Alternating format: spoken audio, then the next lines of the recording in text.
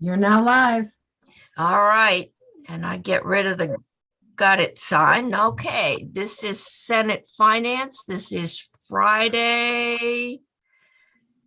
I don't know. What is today's date? The 14th. 14th. And we are going to continue our discussion. We are backfilling in the agenda. Our witness was not well today and couldn't come in. So Graham's going to do some filling in, and we got Senator Westman.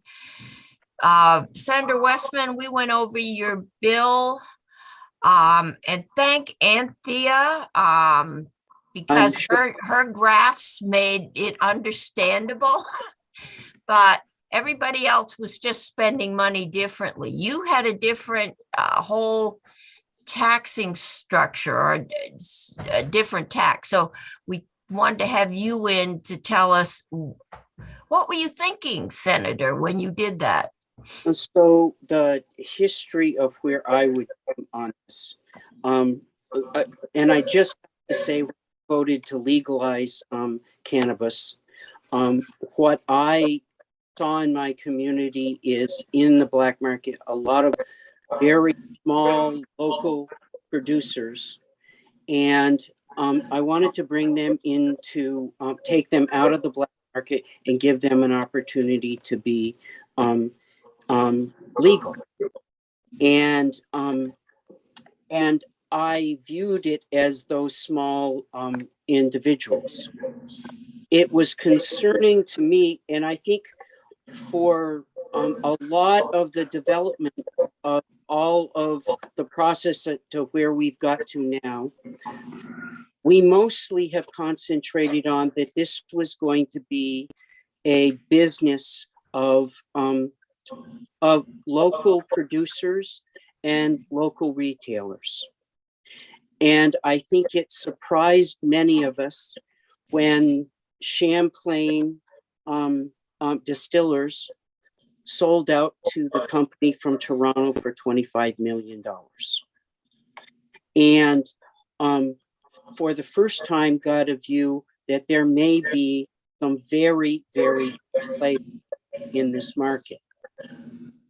And I would say it was sometime in mid-fall that one of the members of the cannabis board who lives in my district called me and said,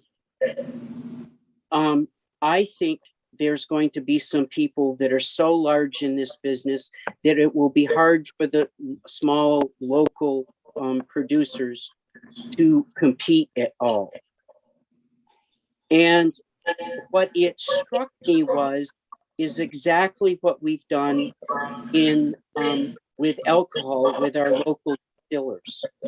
I am getting a lot of feedback. I don't know if it's you or somebody else. I think it's you because most other people are. Well, I can do this. Is that better? It's about the same. You're understandable, but at first I thought there was a dog barking. There's some kind of feedback going on.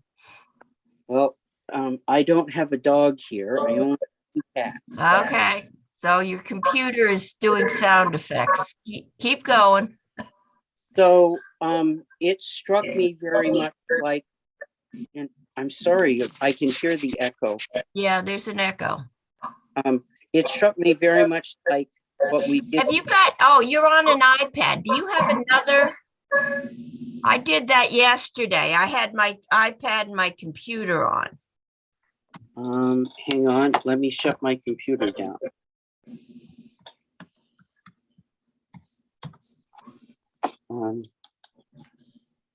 That sounds much better. Well, let me, Yep. Is it better? Yes. Well, I shut the whole thing. So hopefully that's better. I'm still hearing the echo. A little bit, but not as bad as it was. Keep going. So as I said, we developed a structure where if distillers sold from their own premises and locally, and below a certain level of sales, their taxes are lower to encourage the local. And so using that as a model, we developed, I worked with Graham Campbell at Joint Yep. Fiscal. I consulted with the chair of the cannabis board, and I worked with members of the cannabis board, and we came up with the idea we would set a limit of 5 million. All sales under 5 million would not have this gross receipts tax.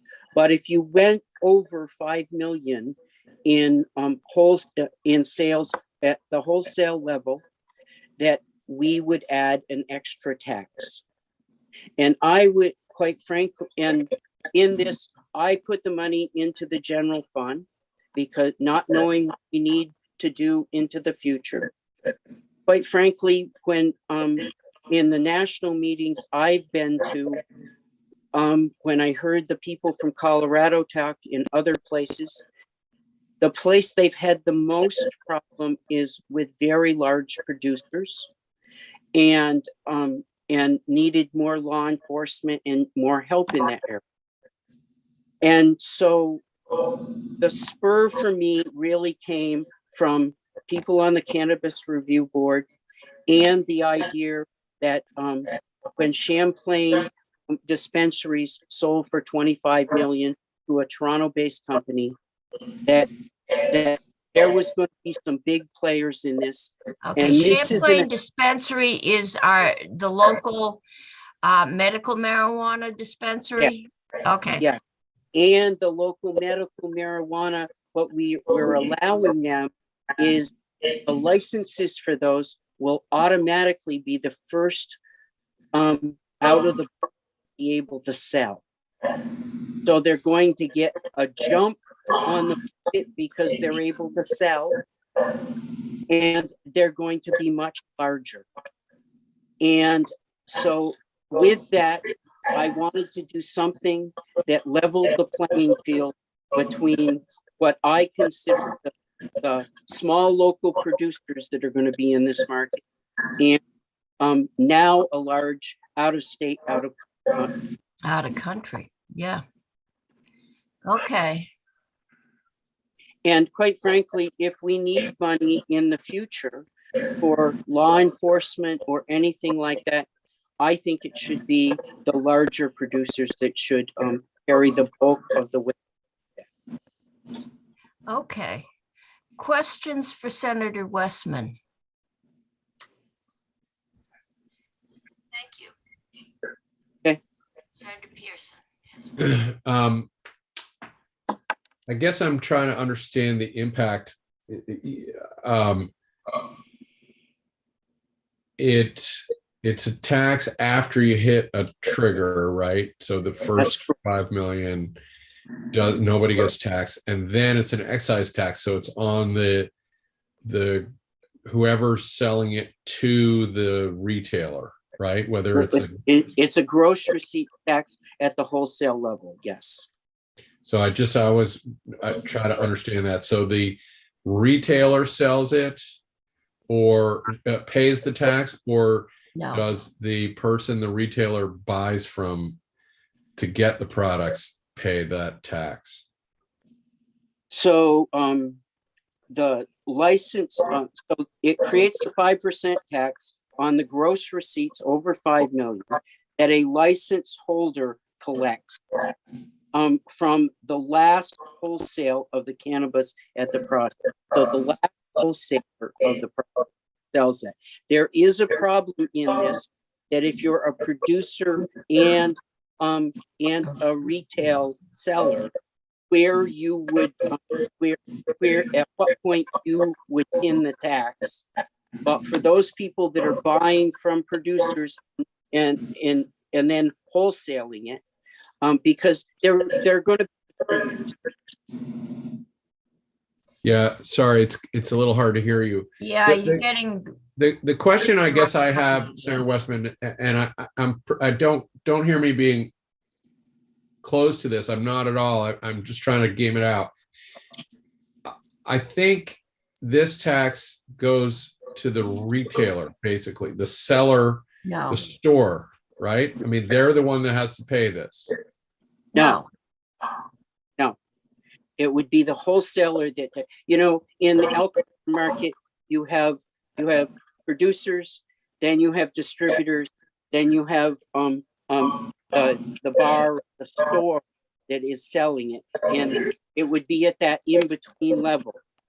I would encourage you to have Graham and Could I? I'm sorry to interrupt you. Maybe Sarah McDonald. I wonder if you could mute. I don't know if it's possibly coming through you, but. Oh, no, you He are is muted. muted. You He are was muted. muted. No, No, he no, just now unmuted. that's wrong. Sorry. It's just distracting, Sarah. Mark, go back and mute. I think Faith, I don't know. Face muting him now. Face muting him. Okay. Sorry. Nobody do anything. So back to the question at hand. So you're saying the wholesaler pays this. yes, And the dispensaries that are going to have the integrated licenses, they are playing the role of wholesaler and retailer. that's And correct. we'll have to figure that out if we want to Yeah. move forward. And you should have Graham in because he spent quite a lot of time working through this.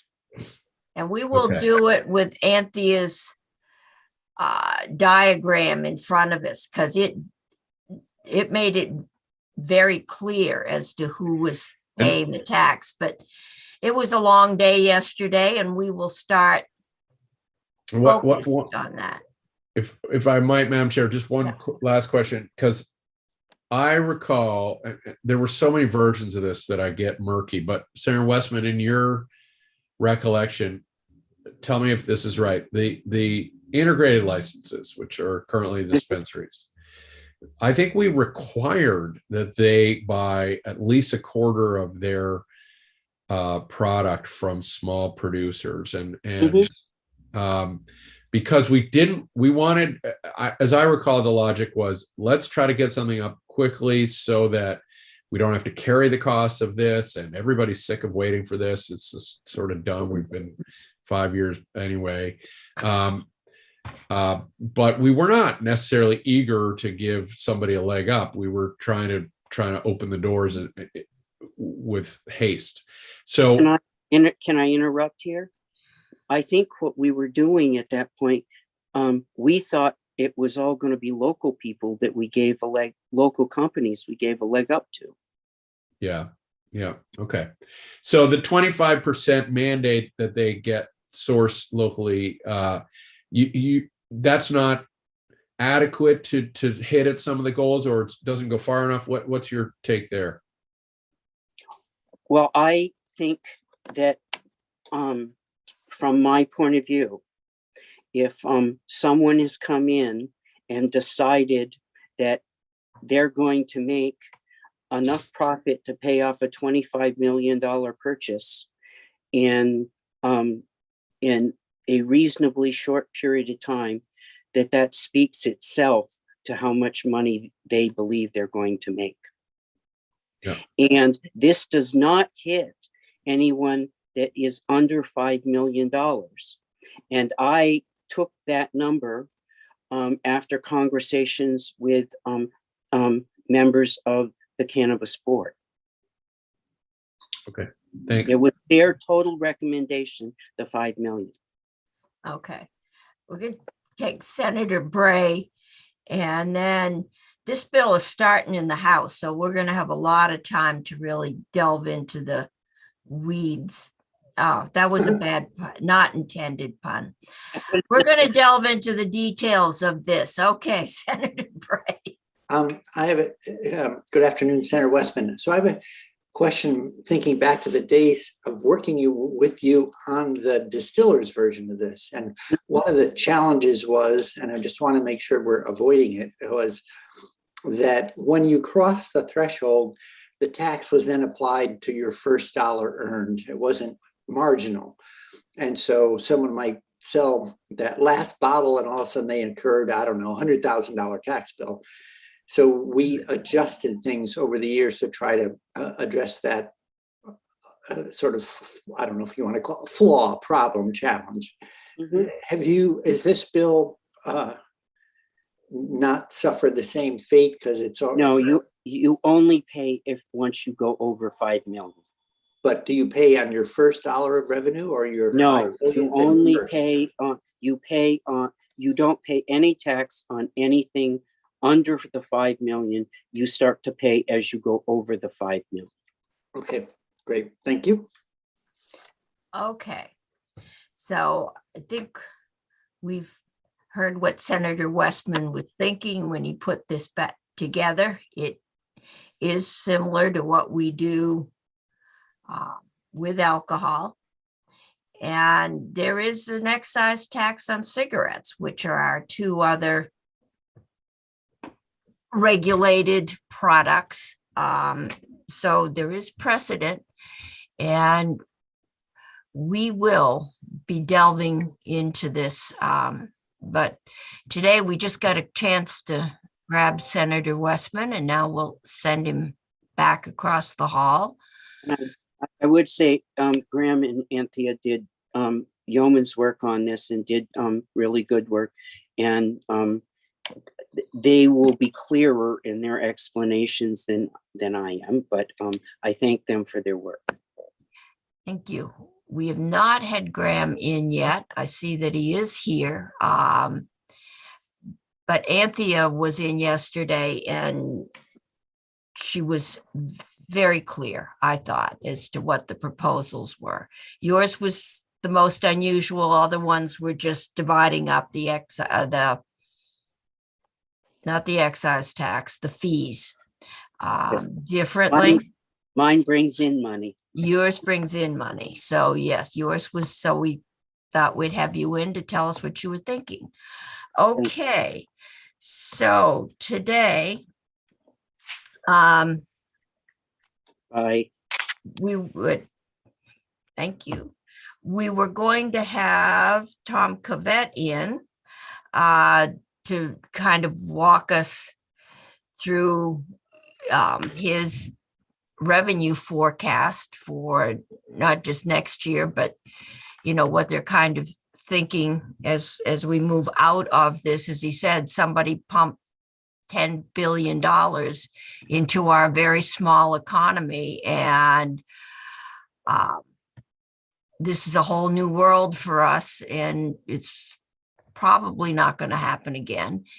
And there are some risks going forward. There's some good things going forward. And I am seeing Patrick, but I am not seeing Graham. I did see Graham check in a few minutes ago. Senator Cummings, this is Faith. Yeah. Graham texted me and said his computer crashed and he'll be back as soon as he can get it up. Senator Bray, can you help? Yeah, well, I thought while we have an extra 30 seconds or something here, I wanted to check on something, because when Senator Pearson and Faith worked tag team wrestled off Senator McDonald's microphone, Senator Westman's voice cleared up. And I'm wondering if Senator McDonald, if you have two devices that might be connected to Zoom, because this happened to us a little bit this morning in Senate Natural. Just your phone?